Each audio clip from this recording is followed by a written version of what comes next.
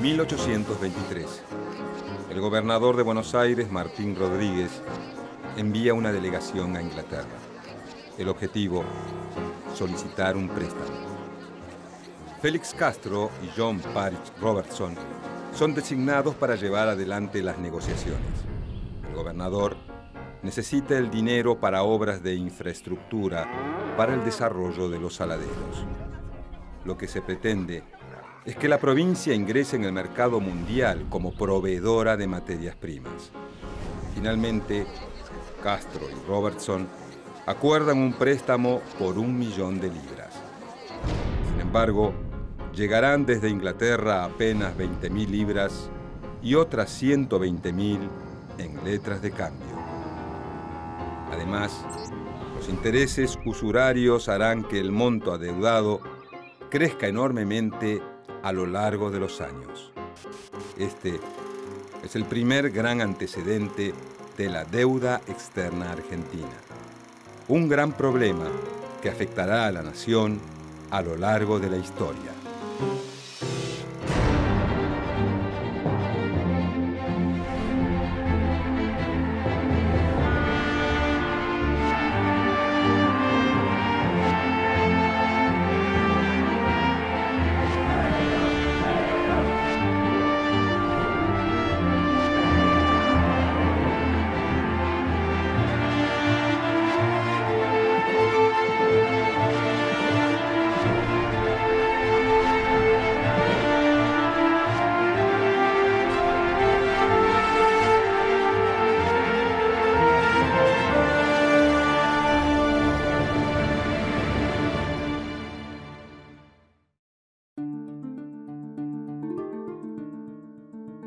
En los años posteriores a la Revolución de Mayo, surge un nuevo movimiento, el federalismo. Sus dirigentes luchan por la autonomía de las provincias. Los políticos de Buenos Aires aspiran, en cambio, a ser el eje de la futura nación. El 1 de febrero de 1820 se produce la Batalla de Cepeda, que inicia una nueva etapa en las Provincias Unidas del Sur. La victoria de los federales impone la disolución de las autoridades nacionales. Buenos Aires debe dotarse, entonces, de un cuerpo legal, un gobierno y un aparato estatal propio. El gobernador Martín Rodríguez está a cargo de la provincia. Lo sostiene en el poder una alianza donde confluyen hacendados, estancieros y grandes comerciantes. Se hacen llamar el Partido del Orden. Su meta es posicionar a Buenos Aires como proveedor de materias primas en el mercado mundial, lo que luego le permitirá controlar al resto de las Provincias Unidas del Río de la Plata. Pero para eso, el grupo de Rodríguez necesita acciones concretas. Precisa contar con una infraestructura, un puerto y buenos caminos que posibiliten la exportación de los bienes producidos por los saladeros. Decide, entonces, tomar un préstamo. En 1823 se conforma un consorcio integrado por comerciantes porteños e ingleses. Félix Castro y John Parich Robertson son los encargados de viajar a Londres para concretar el acuerdo con la casa Baring Brothers, una importante entidad financiera. El préstamo pedido es por 1 millón de libras. La casa Baring, en principio, solo ofrece prestar el 85% de ese monto. Eso quiere decir que el Estado porteño recibirá 850.000 libras y deberá devolver 1 millón más los intereses. Sin embargo, la falta de credibilidad de los negociadores porteños lleva a los ingleses a reconocer apenas el 70% del valor del mercado. La consecuencia deriva en que los emisarios reciban solamente 700.000 libras. A esa cifra se le restan gastos y comisiones de prestamistas y gestores. Por si fuera poco, la Baring exige que se le adelanten 2 años de intereses. Por lo tanto, el Estado porteño recibe 552.000 libras. Los ingleses desconfían de que las autoridades de Buenos Aires acepten un trato que es claramente desfavorable. Sin embargo, Castro y Robertson se comprometen a cumplir con las duras condiciones. Es así como del 1.000.000 de libras que debía llegar a Buenos Aires para financiar obras, apenas arriban 20.000 libras y unas 120.000 en letras de cambio. Del resto del dinero nunca se tienen noticias. Al parecer, Castro y Parish Robertson embolsan 120.000 libras extras en concepto de comisiones. Este suceso inicia una larga serie de casos en que los negociadores del país parecen actuar más en favor propio o de los prestamistas que en beneficio del Estado. Por otra parte, muchos afirman que ese es el costo que se debe pagar para que las Provincias Unidas sean reconocidas como nación independiente. El 2 de febrero de 1825 se firma el Tratado de Amistad, Comercio y Navegación entre Buenos Aires y Gran Bretaña. De esa manera, los ingleses se aseguran su predominio frente a los capitales franceses. De ahí en más, la Argentina tendrá enormes dificultades para pagar esta deuda contraída de forma tan irregular.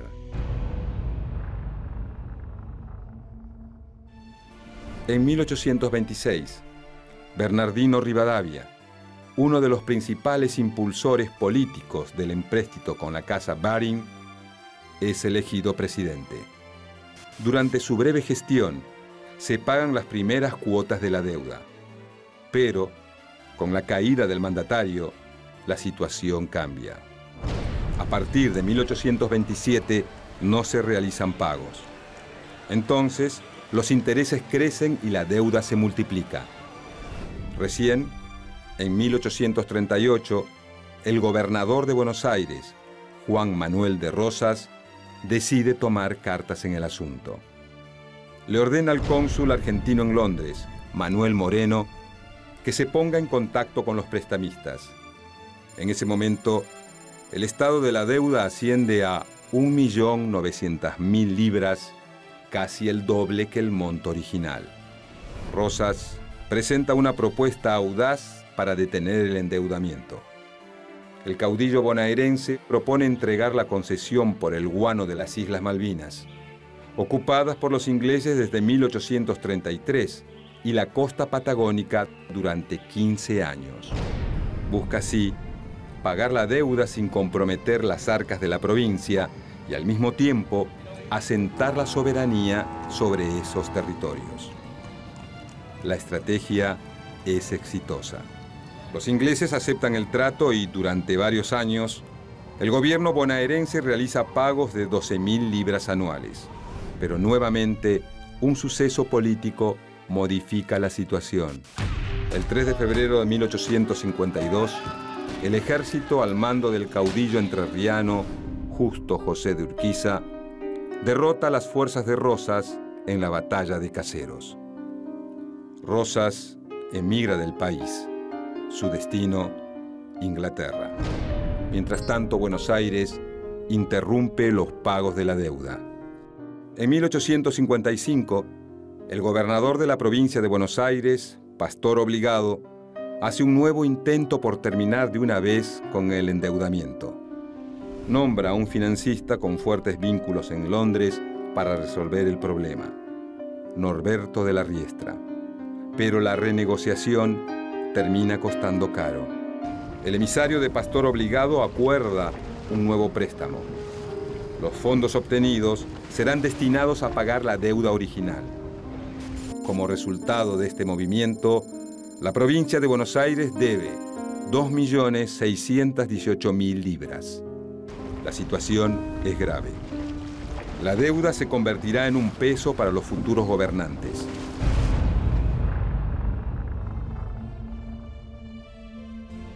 En 1866, durante la presidencia de Bartolomé Mitre, se aprueba la Ley 206, que establece que la deuda externa de la provincia de Buenos Aires se transforme en una deuda nacional.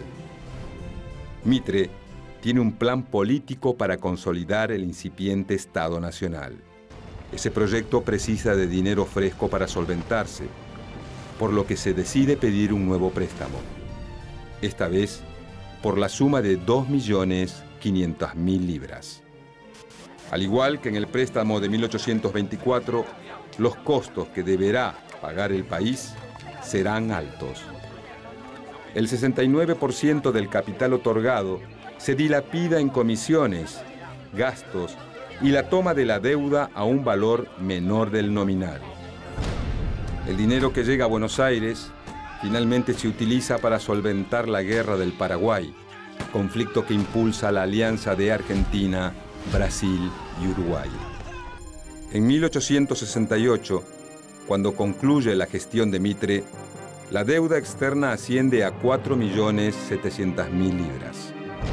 Durante la presidencia de Domingo Faustino Sarmiento, el país vuelve a tomar nuevos préstamos para financiar su ambicioso plan de gobierno.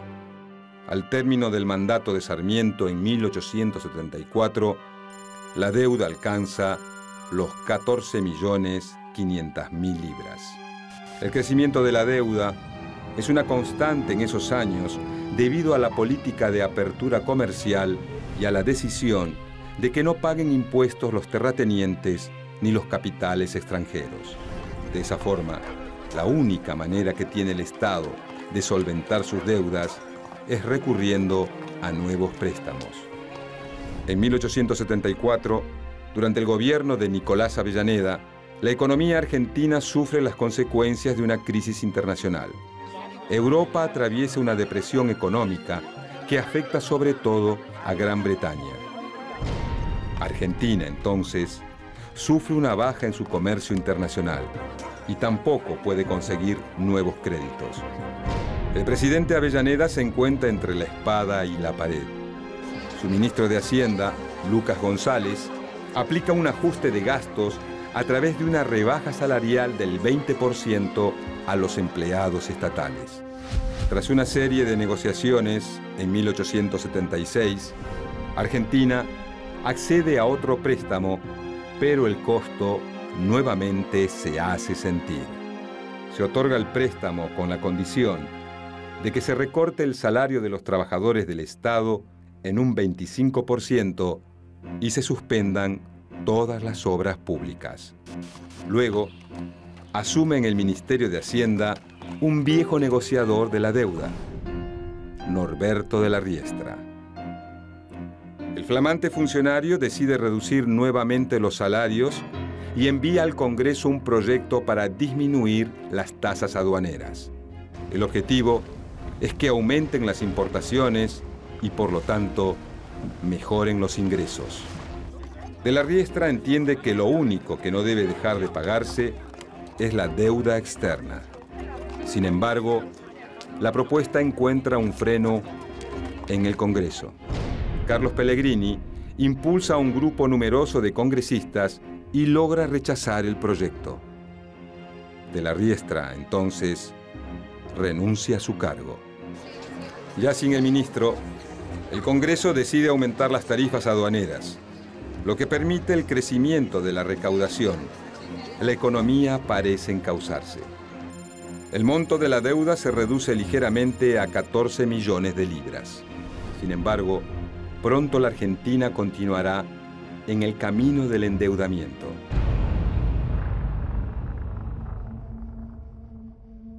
Entre 1880 y 1886, Julio Argentino Roca ocupa la presidencia.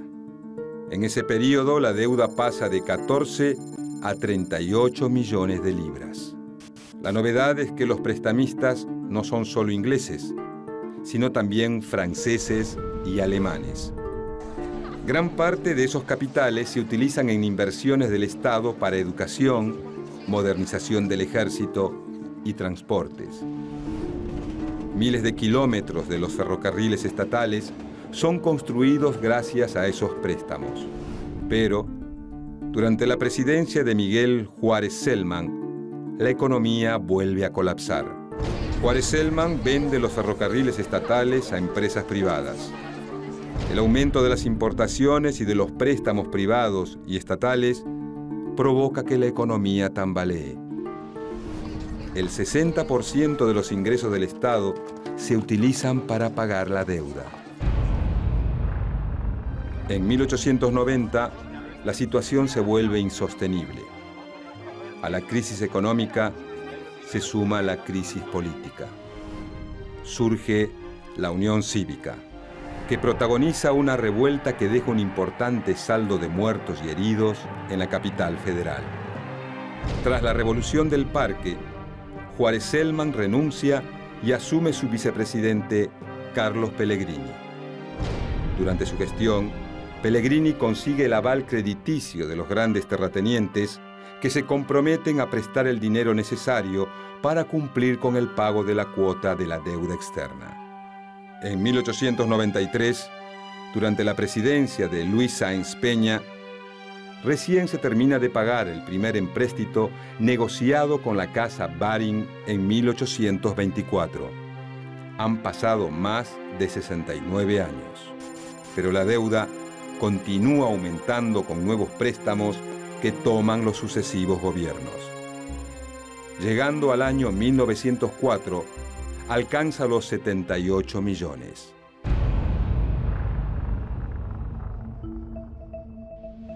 En 1944, la Segunda Guerra Mundial llega a su etapa final. Los principales países capitalistas buscan maneras para salir de la crisis económica en la que están envueltos. Deciden entonces fundar una nueva entidad que regulará el tipo de cambio de las monedas locales mediante el otorgamiento de créditos. El nombre de este organismo será con los años muy conocido por todos los argentinos: Fondo Monetario Internacional. Sin embargo, el gobierno de Juan Domingo Perón se niega a participar en la fundación del FMI. El líder peronista considera que las decisiones económicas son demasiado importantes como para dejarlas en manos de un organismo internacional. El 16 de septiembre de 1955, Perón es derrocado. Se inicia un nuevo tiempo de inestabilidad política y económica. En 1956, bajo la presidencia de facto del general Pedro Eugenio Aramburu, la Argentina vuelve a entrar en el camino del endeudamiento. Ingresa al Fondo Monetario Internacional, al Banco Mundial y al Club de París. En apenas 3 años, la deuda crece de 57 millones a 1.051 millones de dólares. Como consecuencia directa, el Fondo Monetario Internacional empieza a tener injerencia en la política nacional y comienza una larga etapa en la que nuestro país pierde potestad para tomar decisiones económicas. En 1975, durante el gobierno de María Estela Martínez de Perón, la deuda externa llega a montos extremadamente altos. La cifra alcanzada es alarmante: 9.100 millones de dólares. Y la situación seguirá empeorando. El 24 de marzo de 1976 comienza la dictadura más sangrienta de la historia argentina. La Junta Militar, encabezada por Jorge Rafael Videla, nombra al frente del Ministerio de Economía a un hombre vinculado con las empresas y los bancos extranjeros: José Alfredo Martínez de Hoz. Mientras la dictadura reprime, tortura y desaparece a miles de argentinos, el ministro activa un nuevo plan económico. El resultado deriva en la destrucción de gran parte de la industria y el crecimiento del desempleo. En 1981, el teniente general Leopoldo Fortunato Galtieri se hace cargo del país. En ese momento la situación económica es grave, reflejo de la crisis que deja Martínez de Hoz. Al mando del Ministerio de Economía, nombra a otro hombre ligado al mundo de las finanzas: Roberto Aleman. Aleman toma una decisión que le costará muy caro a la Argentina. Impone el llamado seguro de cambio, una ingeniería financiera que les permite a las empresas disolver sus deudas en dólares. De esa manera, el Estado se tiene que hacer cargo de deudas por un total de 20.000 millones de dólares. Hacia 1983, cuando los militares dejan el poder, el país está devastado. El monto de la deuda externa es escalofriante: 44.375 millones de dólares. La flamante democracia se enfrenta a un desafío mayúsculo.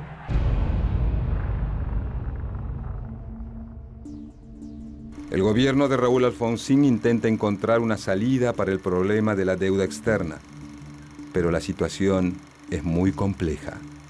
Una de las primeras medidas de su gestión es declarar una moratoria unilateral hasta junio de 1984. De esa manera gana tiempo hasta averiguar el origen del endeudamiento. Su primer ministro de Economía, Bernardo Greenspan, propone crear un club de deudores de países latinoamericanos con el objetivo de negociar en conjunto. Pero, como es de esperar, ambas medidas son rechazadas por los organismos internacionales de crédito y por Estados Unidos. Greenspan es reemplazado en el Ministerio de Economía por Juan Vital Zurruil, que impone, con acuerdo del Fondo Monetario Internacional, el Plan Austral en 1985. Pero la situación económica se deteriora aún más. En 1989 se produce un nuevo colapso de la economía nacional. El precio del dólar se dispara. La espiral inflacionaria parece no tener fin, al igual que el aumento del desempleo. En ese contexto, el gobierno deja de pagar los vencimientos de la deuda. Alfonsín renuncia a su cargo con 6 meses de antelación. Lo sucede Carlos Saúl Menem. En este periodo, la deuda alcanza los 57.777 millones de dólares.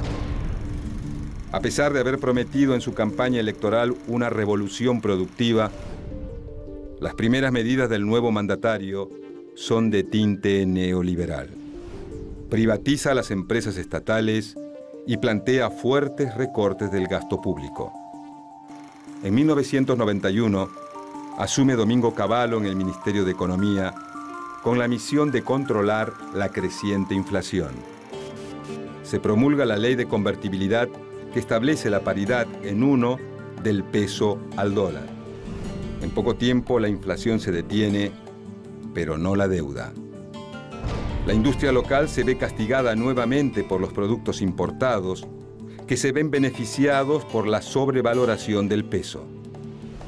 Además, se eliminan los controles estatales sobre el capital extranjero. Esto facilita la fuga de capitales al exterior.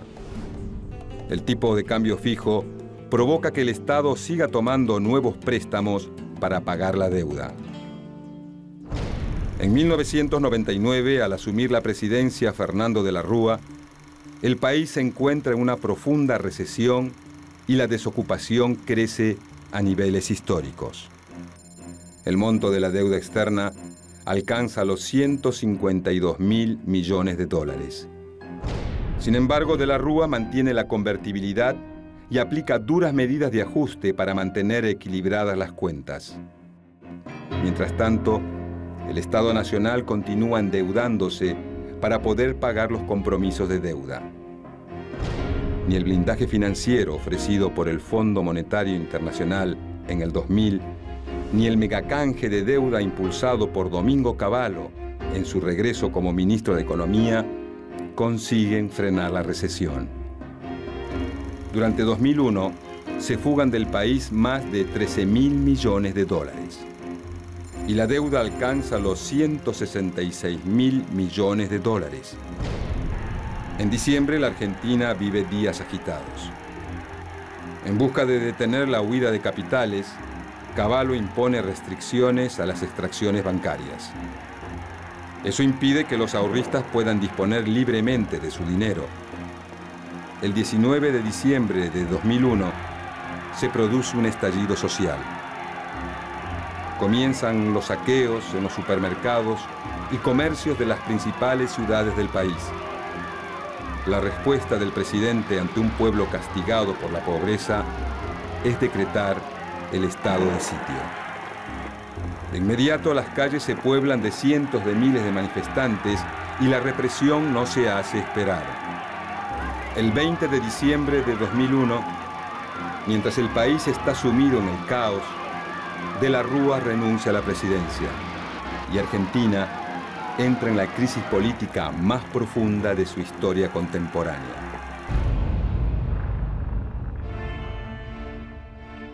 La deuda externa que se inicia en 1824 condiciona duramente el crecimiento de la economía argentina. A los acreedores les conviene que el país siga endeudándose. De esa manera se aseguran de que la rueda no termine nunca. Se piden nuevos créditos para pagar las cuotas de préstamos anteriores. En 2004, el presidente Néstor Kirchner y su ministro de Economía, Roberto Lavagna, renegocian la deuda que se había dejado de pagar a fines de 2001 con bancos y acreedores privados. Se proponen quitas a los intereses y se reformulan las fechas de pago. Un año más tarde, se decide pagar el total de la deuda que el país tiene con el Fondo Monetario Internacional. Se desembolsan 9.810 millones de dólares. Con ese acto, se permite ahorrar 1.000 millones de dólares en intereses. Pero por sobre todas las cosas, se posibilita que nuestro país se desligue de la tutela ejercida por el Fondo Monetario Internacional a través de sus planes económicos. Al terminar el mandato de Kirchner, en 2007, la deuda desciende a 108.000 millones de dólares. A casi 190 años del primer préstamo, la sociedad parece haber llegado a un consenso mayoritario. El endeudamiento constante dificulta el crecimiento del país. Ese acuerdo, producto del duro aprendizaje de la crisis, ha sido decisivo para construir una economía nacional que pueda insertarse en el concierto internacional con una autonomía impensada tan solo una década atrás. El pago de la deuda deja de ser la mayor preocupación del gobierno, que puede concentrarse en resolver cuestiones prioritarias como la lucha contra la pobreza y la desigualdad social.